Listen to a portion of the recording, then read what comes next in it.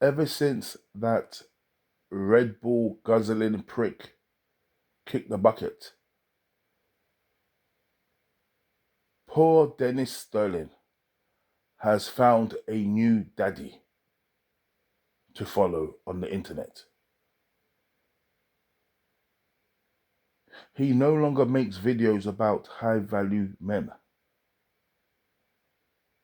He no longer lambasts black women like his father, Kevin Samuels, once did. He has now switched the grift. He has now jumped on the FBA bandwagon. And his new daddy is Tariq Nasheed. Tariq Nasheed. And by the way, which that name doesn't sound very FBA, to be honest with you. That sounds Arabic, but that's a different topic altogether.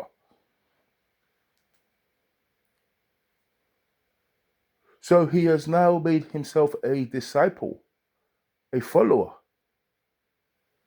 of Tariq Nasheed. But he doesn't seem to understand the Tariq Nasheed one drop rule. Let me get to the point. So if you follow these FBA pricks, you will see that if a murder happens or if a crime happens and it's committed by a black person who is what they will refer to as a teva, which is a non-black American, a non-FBA person. So if you have a black man from Haiti or Jamaica or Nigeria that commits a heinous crime, they will come out and say, listen, that person is not one of us. This is why we must delineate from these tethers.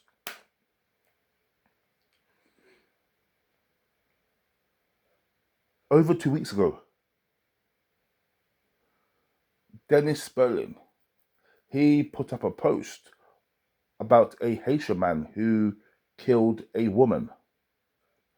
And he wrote on that post that this man is not one of us. This is why we need to delineate from these tethers because they are not one of us. Fast forward a week later, a man by the name Shimar Elkins, he commits a horrible crime. He kills 8 children. He tried to kill 2 women. I do not know their status now, but I know that they were in serious condition in the hospital. I think one of the women was his girlfriend and the other one was his ex-wife. He tried to murder them. I'm not sure if he was successful in that, but he was successful in murdering 8 children. 7 of the children he fathered. The other child was his nephew. And with a name like Shamar Elkins, and in that area of Louisiana, it's fair to assume that this is a FBA black man, a foundational black American. Dennis puts up a post saying that he believes that there is a possibility that this man's father was a African immigrant and he is only using his mother's basically slave name because the FBAs all have slave names. So he's just using his mother's slave name instead of his father's African name. I want you guys to read between the lines here. Dennis put out that post because Dennis is hoping that this guy has a African father. I mean, I know Dennis wishes that this guy was fully African, just jumped off the plane from Africa, because this would go with the narrative. The narrative is that foundational black Americans don't actually commit any crimes at all. That's correct, people. You've heard it. So all of these crimes in America that's perpetrated by black people, They are not African. Sorry, I can't say African American. They are not foundational Black Americans committing these crimes. These are a bunch of musty, bushmeat eating, jerk chicken munching tethers that are committing these crimes because FBA people do not commit crimes, right? So I know Dennis wants this man to be fully African, but Dennis is willing to settle for this man being half African, so he can say that this man is African, not FBA. But Derek doesn't understand that his father, Tariq Nasheed, who started this movement, according to Tariq Nasheed.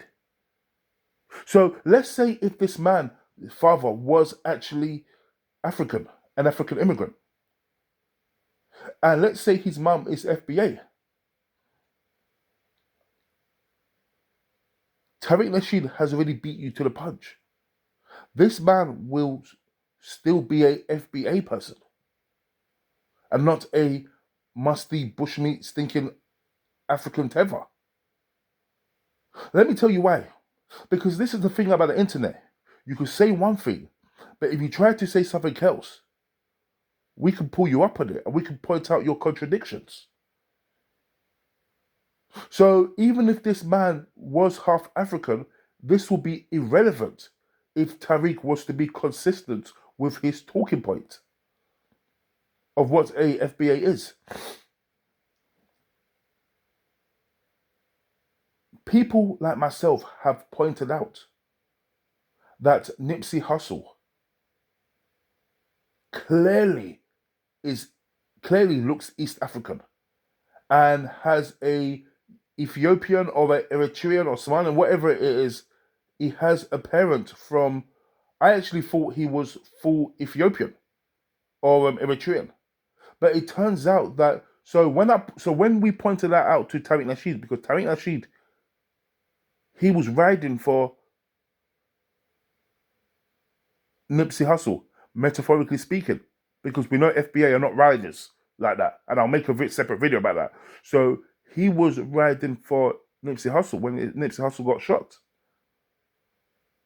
Then he jumps on a bandwagon of tethers with big heads and Somalians are hungry and East Africans and you guys ain't getting a pop in your country. You got flies going in one ear and out the other ear. You live in mud huts, etc., etc.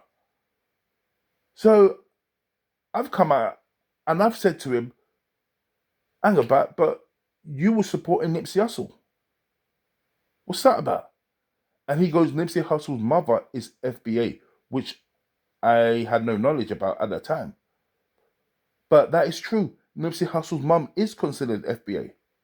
So therefore, Tariq Nasheed then claims this guy is FBA. Because Tariq is going by the one drop rule. People have pointed out that Tariq Nasheed's wife is a damn half caste. This is a half caste person with a white mother. Tariq Nasheed points out that, well, the dad is FBA. So therefore, she is FBA. And I've heard rumors about the wife's dad being Haitian, but that's a different video. But let's just say she's the dad of Tariq Nasheed's wife is FBA. Tariq claims her as FBA. So here you have his wife who is half white and half Black American, but he calls that FBA. He says Nipsey Hussle is FBA, despite having a African father. If that's the case, Dennis Spurling, yeah, that would also mean that this murdering bastard, Shimar Elkins, he is also FBA too, because he has an FBA mother just like Nipsey Hussle. So it's irrelevant even bringing up whatever small possibility there is that this guy's father was African. And you're only saying his father may have been African because there's no record of his father. Because in FBA culture, this kind of thing is actually prominent. where people don't even know who their dads are. because because the dad or the so-called dad tells the wife or tells the girlfriend that he's going, and he tells his children he's going to Popeye's chicken to go and bring back chicken, and then he doesn't. Then he's never seen again. The guy disappears in thin air. So that's been happening a lot. So because they don't know who this bastard's father is, they assume it has to be a stinking African Tema. Nice try. And then you get people out there who. So one thing about Africans is this: you can identify an African because of their name, majority of the time. Now, if you go to countries like Sierra Leone or Liberia, where people have slave names, and by the way, my grandma was from Sierra Leone, and well, that's my great grandma from Sierra Leone, and she had her surname was actually. Now, I'm not going to tell you her real surname, so I'm not going to tell you her surname, but her surname was Irish. She had an Irish surname. And those people there in those countries, they have English, Irish, or Scottish surnames because those people are actually descendants of slaves. In fact, did you know that Sierra Leone people, and I'm going off topic a little bit, but this is an interesting point. Sierra Leone people and Liberian people, a lot of them actually started off, like if you go back, these were actually Black American slaves who actually went back to Africa, who returned back. So they went over there from America. And that's why a lot of them don't have that's why a lot of them don't have African last names. So apart from your Sierra Leones or your Liberians, you could identify an African because of their last name. So you could look at somebody with a name like Adebisi Babatunde or Babatunde Adiwale or etc. etc. And you can tell, okay, cool, that's a Yoruba person. If you see the name Apia, that's a Ghanaian person from the Twi tribe, or is it Ashanti? So you can look at all these names. If you see the name Koulibaly, you know that person's from Mali. If you see the name Mba, you know that person's from Senegal. But when you see the name Elkins, when you see a black man with the name Elkins, you know that that's a damn slave. So what they're now doing is they are now trying to say, well, maybe he is Jamaican, because we know that Jamaicans have those same slave names as well. Maybe he's Jamaican. Maybe the dad is a stinking tether African. Maybe he's Dennis. Maybe he's FBA. Why are you so surprised that an FBA person will commit a crime like this? I've watched Law and Order. I've watched the Crime Channel. Black people in America also kill people too. In fact, people worldwide kill people. Killing is not just exclusive to one group of people. See, you guys are sounding like the white supremacists you guys have a problem with. Because this is exactly what white supremacist people do. That Charlie Kirk, that prick, was doing the same thing. Think about it.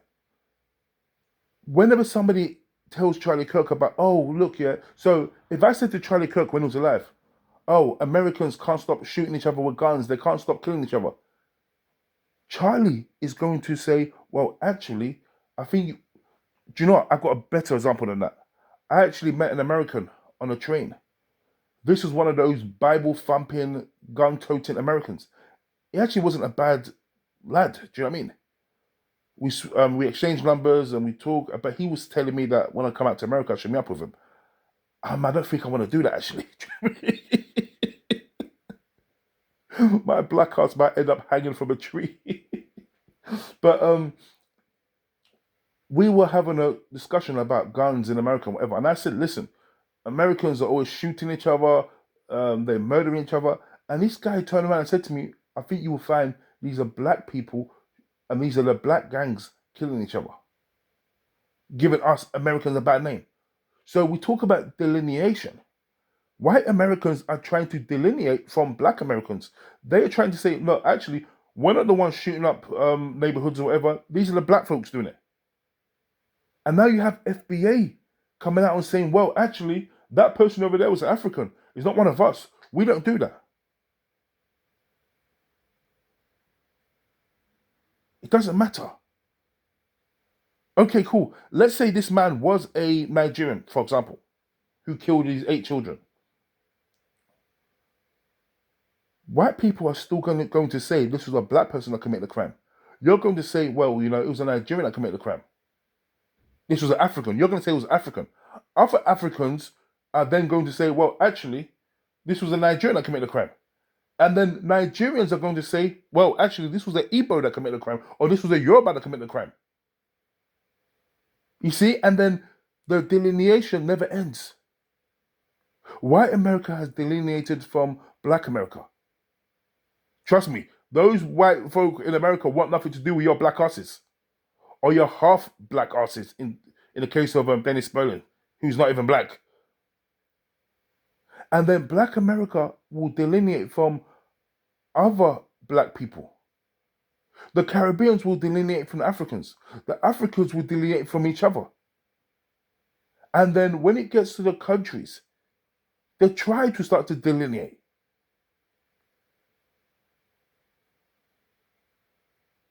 Sorry, I'm going off on a rant. But this video was about the one drop rule. And it's completely irrelevant if this guy's father was African or not, which I suspect there's a high chance he wasn't. Forget about the way he looks. Forget about the way this man looks. Because I'm telling you right now, yeah, there is plenty of FBA people who look African. Look at the Williams sisters. They look like fucking Nigerian chicks. I'm being honest. They look like Nigerian chicks. They look Yoruba. Not very attractive. I'm gonna keep it real. Those chicks there look African.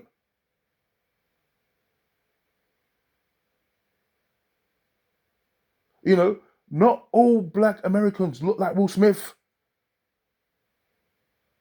Only the ones who great grandmother was a N-word bedwench, giving it up to white massa for some butter biscuits. Selling a pussy for butter biscuits.